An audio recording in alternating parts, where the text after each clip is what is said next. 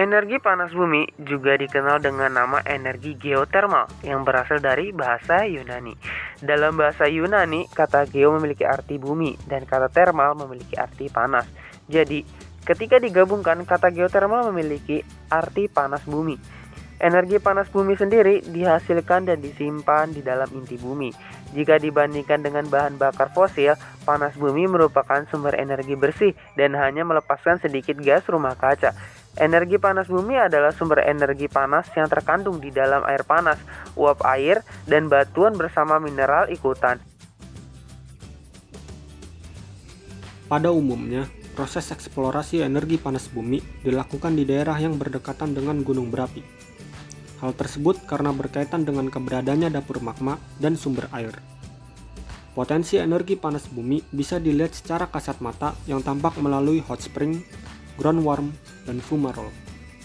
Setelah ditemukan potensi energi panas bumi, kemudian dilakukan survei geologi, survei geofisika, survei geokimia, dan kegiatan lainnya seperti pengobaran landaian suhu.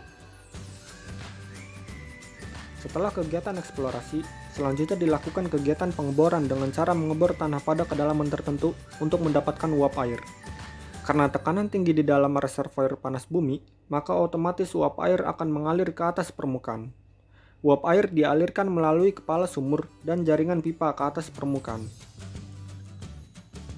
Berdasarkan International Geothermal Association, pada tahun 2015, Indonesia berada di peringkat ketiga dengan capaian negara paling banyak yang menghasilkan listrik dengan menggunakan energi panas bumi atau geotermal, dengan kapasitas yang dihasilkan sekitar 1.197 MW elektrikal setelah Amerika Serikat dan Filipina.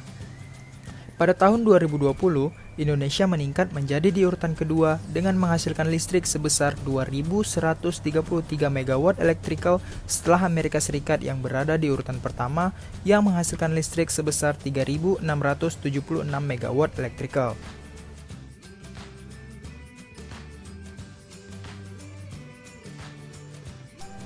Di Indonesia sendiri, telah dibangun sebanyak 13 pembangkit listrik tenaga panas bumi yang telah tersebar di beberapa wilayah Indonesia.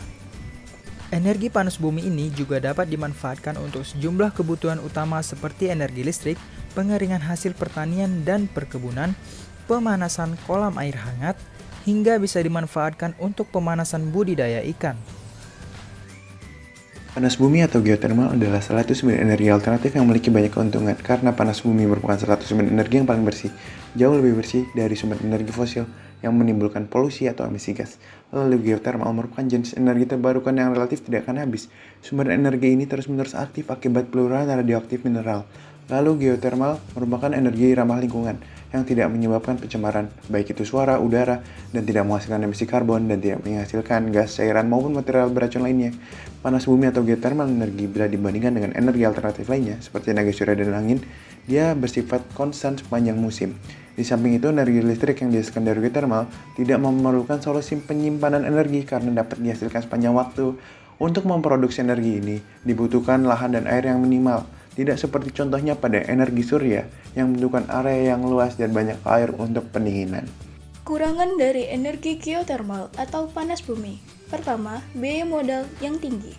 Pembangunan pembangkit listrik geotermal memerlukan biaya yang besar, terutama pada saat eksploitasi dan pengeboran. Yang kedua, pembangkit listrik tenaga panas bumi hanya dapat dibangun di sekitar lempeng tektonik. Yang ketiga, pembangunan pembangkit listrik geotermal diduga dapat mempengaruhi kestabilan tanah di area sekitar. Baiklah, terima kasih atas perhatiannya. Kurang lebih kami mohon maaf. Demikian akhir presentasi kami. Semoga bermanfaat untuk kita semua.